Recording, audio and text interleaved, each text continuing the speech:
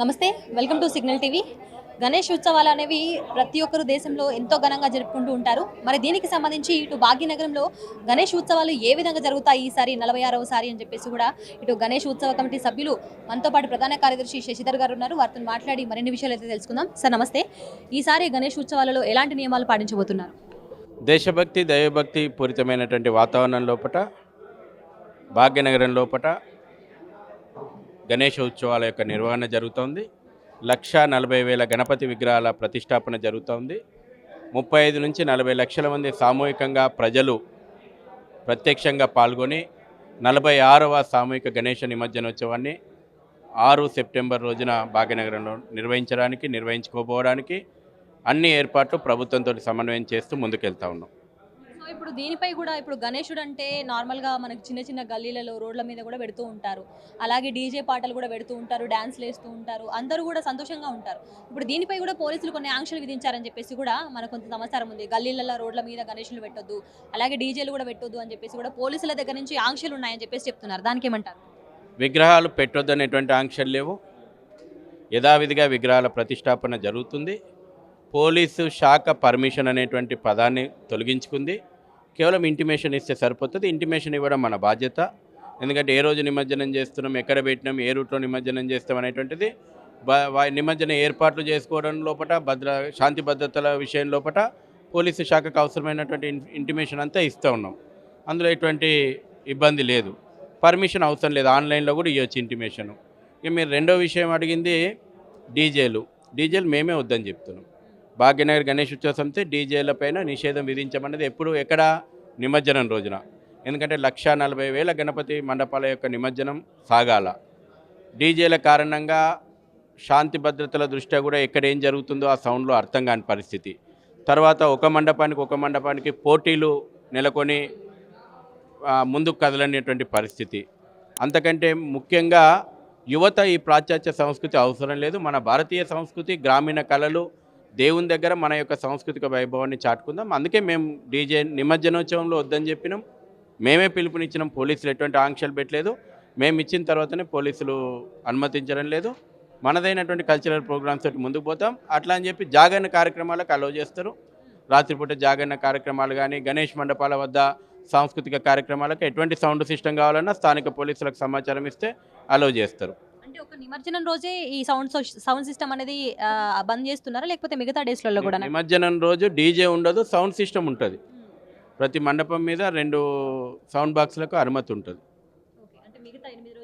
మిగతా 8 రోజులు ఎప్పుడైనా మీరు ఆ మండపం దగ్గర డీజే పెట్టుకోవచ్చు, సాంస్కృతిక కార్యక్రమాలు యథావిధిగా నిర్వహించుకోవచ్చు. నిమజ్జనం లోపల వద్దన్నాం మేము.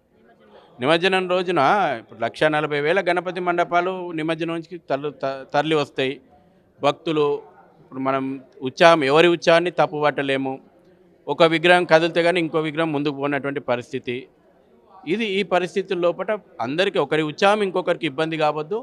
అదే సందర్భం లోపల అనంత చతుర్దశి పర్వదినం ముగిసే లోపు నిమజ్జనోత్సవాన్ని జరుపుకోవాలి. కాబట్టి అన్ని దృష్టిలో పెట్టుకొని మేమే అప్పీల్ చేస్తున్నాం.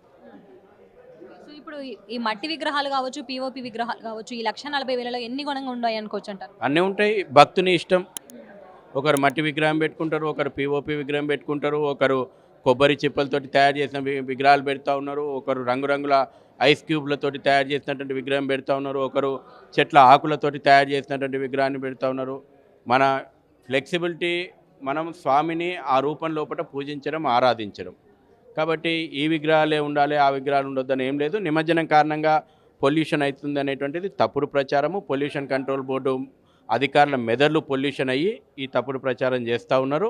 వాళ్ళ అసమర్థత, వాళ్ళ అవినీతి ఇవాళ హిందూ పండుగలకు రుద్దేటువంటి ప్రయత్నం చేస్తూ ఉన్నారు. నేను ఛాలెంజ్ చేస్తూ ఉన్నా. పొల్యూషన్ కంట్రోల్ బోర్డు అధికారుల యొక్క అవినీతి, అక్రమాలు, ఈ యొక్క కుట్రలను బహిర్గతం చేయడానికి మేము సిద్ధంగా ఉన్నాం.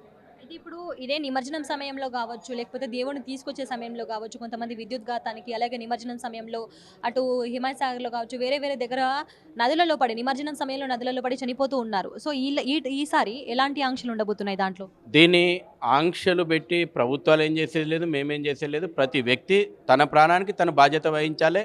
తన ప్రాణాన్ని కాపాడుకోవడం కోసం తగినటువంటి భద్రతా ప్రమాణాలు పాటించాలి. అన్ని ఏర్పాట్లు చేస్తున్నాం. ఒక్కో దగ్గర నిర్లక్ష్యం ప్రభుత్వం నుంచి, అధికారుల నుంచి ఉండకూడదు. విద్యుత్ శాఖ నిర్లక్ష్యం వీడి ఎటువంటి రోడ్లకు అడ్డంగా ఉన్నటువంటి వైర్లు తొలగించాలని చెప్పినాం. ఆ దిశగా ఏర్పాట్లు జరుగుతున్నాయి. అదే సందర్భం లోపల మన యొక్క ప్రాణాన్ని కాపాడే బాధ్యత ప్రభుత్వాలకో ఇంకోళ్ళకో వదిలిపెట్టకుండా ప్రతి నిర్వాహకుడు ప్రతి మండపం ఏర్పాటు చేసుకునేటప్పుడు కానీ, విగ్రహాన్ని తీసుకొచ్చేటప్పుడు కానీ, విగ్రహాన్ని నిమజ్జనానికి తరలించేటప్పుడు కానీ స్వీయ రక్షణ చర్యలు తీసుకోవాలి. మీ ప్రాణం ఎవరి బాధ్యత? మీ బాధ్యతనా కాదా? మీ ప్రాణం కాపాడని ప్రభుత్వానికి వదిలేసి మీ ప్రాణాన్ని గాలికి వదిలేస్తారా? మన బాధ్యత. మన కుటుంబాల లోపల విషాదం ఉండొద్దు, మన కుటుంబాల లోపల ఈ పండుగ సంతోషం ఉండాలనుకుంటే మనకు మనమే బాధ్యతగా రక్షణ చర్యలు పాటిద్దాం. సో ఈసారి పోలీసు భద్రత ఏ విధంగా ఉండబోతుంది సార్? వేలాది మంది పోలీసులు ఇతర రాష్ట్రాల నుంచి కూడా భద్రతా చర్యల లోపల పాల్గొంటున్నారు. కేంద్ర పారామిలిటరీ బలగాలు కూడా ర్యాపిడ్ యాక్షన్ ఫోర్స్ లాంటి అన్ని చర్యలు గతంలో ఏ రకంగా ఉన్నాయో ప్రస్తుతం కూడా అన్ని చర్యలను ముందు చూపు చర్యల ఆధారంగా భద్రతా చర్యలు చేపడుతున్నారు. ఈసారి గణేష్ని నిలబెట్టుకునే వాళ్ళకి అలాగే ఈ యొక్క కార్యక్రమం నిర్వహించుకునే వాళ్ళకి ఏం చెప్తారు? స్వదేశీ వస్తువులు కొనండి. మనం 5,000 కోట్ల రూపాయలు ఖర్చు పెడుతున్నాం గణేష్ ఉత్సవాల లోపల.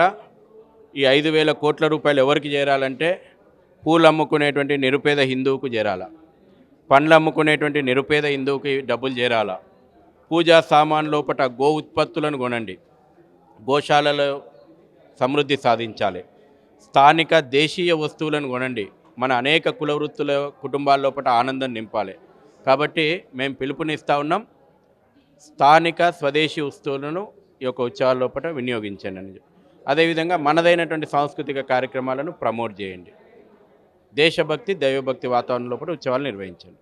సో మొత్తానికైతే చూసారు కదా, ఇటు భాగ్యనగరం గణేష్ ఉత్సవ కమిటీ సభ్యులు ప్రధాన కార్యదర్శి శశిధర్ గారు మాట్లాడింది ఏంటంటే భద్రత ఏదైతే ఎవరైనా సరే భద్రత నడుమ ఇటు గణేష్ తీసుకురావడం కావచ్చు, అలాగే నిమజ్జన సమయంలో కావచ్చు జాగ్రత్తలు వహించండి అని చెప్పేసి కూడా ఇటు ప్రజలకి కావచ్చు, అలాగే గణేష్ను నిలబెట్టే వాళ్ళకి కావచ్చు మేము కోరుతున్నామని చెప్పేసి కూడా వాళ్ళు చెప్తున్న పరిస్థితి. కెమెరా పర్సన్ మహేష్తో శైలజ, సిగ్నల్ టీవీ, హైదరాబాద్.